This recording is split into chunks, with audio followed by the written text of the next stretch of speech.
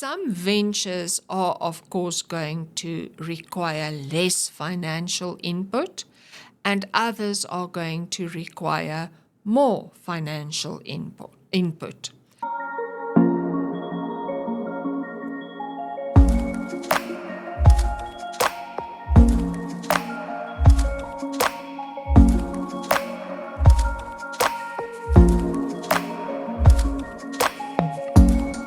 So the My House Works 3-step system that Jan and I came up with is a condensation of what we did, how we implemented these steps at our own property so that we could sell it for much more money.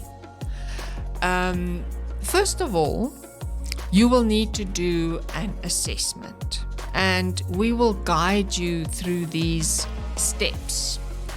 You will need to do an assessment of your area and your house, because as we've discovered in previous podcasts, where your house is located is extremely important.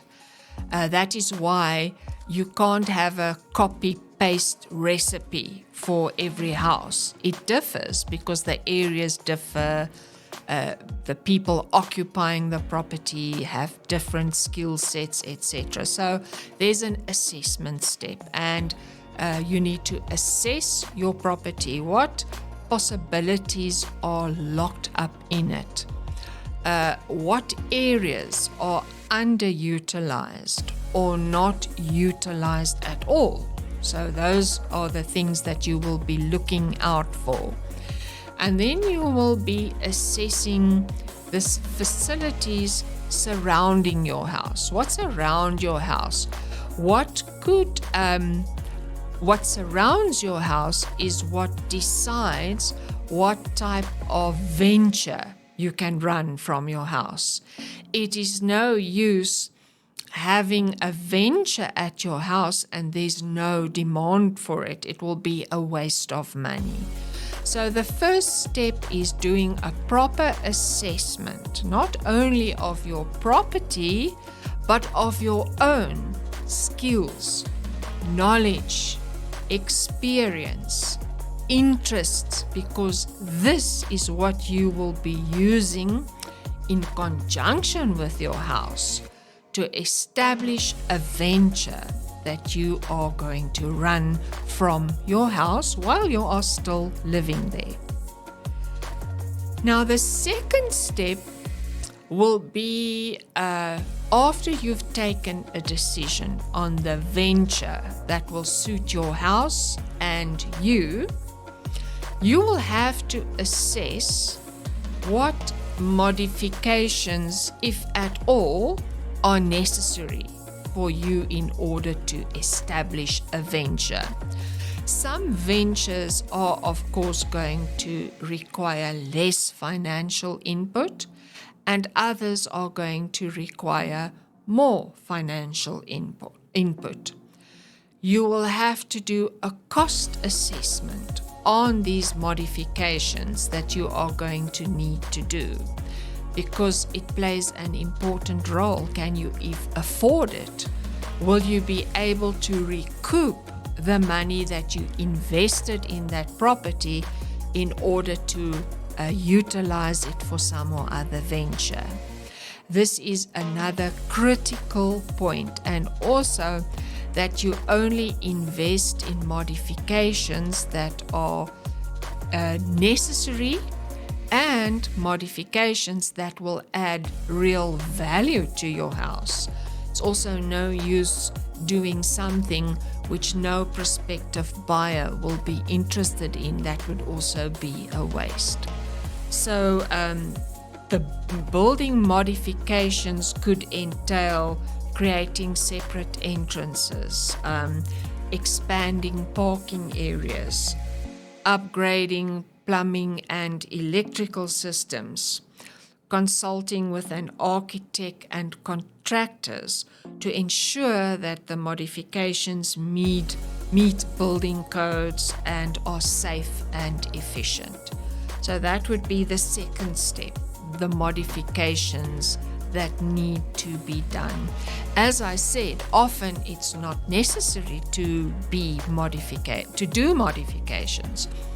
If you have a freestanding bedroom, even if it doesn't have its own bathroom, you are able to put that bedroom up on a short-term accommodation platform. You would probably have to supply a bed, some nice curtaining, good bedding, a towel or two, and there you go, off you go. By making a small spend, you can actually start earning from a bedroom. So don't be disheartened by thinking you're going to have to spend a lot of money. That is not the case. And there is something called rental arbitrage, which means even if you are a tenant and you don't own the property and you obtain the permission from your landlord, and for example, if it's in a complex and the complex allows short-term accommodation, you can put up a bedroom in your rental house or apartment on a short-term accommodation platform. So you can start with minor expenses. But whatever you have decided to do, and this is what the third step is about, you must establish systematic processes. Because remember, what you establish at your house is of crucial importance when you want to sell. So you need to keep proper track of the where are you going to market this venture that you have. Your expenses, of course. The income, of course. Stuff like software and services that streamline rent collection, payments, communication, and maintenance. So, luckily, in the sharing economy, a lot of these facilities are available online, easy to acquire, not expensive.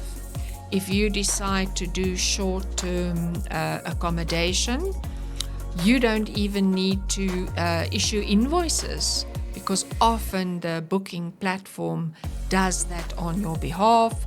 They even collect the money. They will give you statistics on your occupation, the money that you made or that was paid over to you.